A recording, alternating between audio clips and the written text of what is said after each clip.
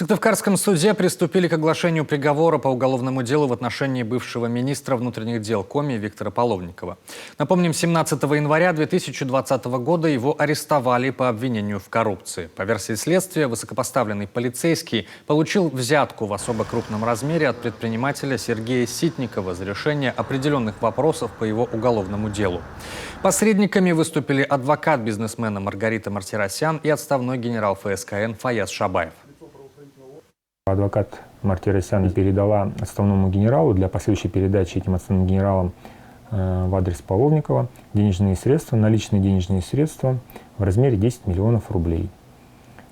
После этого, 16 июля 2017 года, данный отставной генерал, предварительно созвонившись с Половниковым и уведомив его о том, что деньги он получил за выполнение первого этапа, а именно за изменение меры пресечения Ситникову, приехал в город Сыктывкар, где 16 июля 2017 года днем в городе Сыктывкаре передал Половникову данные денежные средства.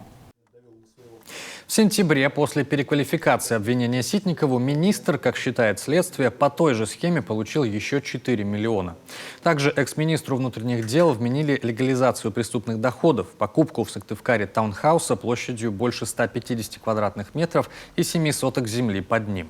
Сделку с дорогостоящей недвижимостью оформили на родственницу супруги министра, которая проживала в Челябинске и в Сыктывкаре никогда не была.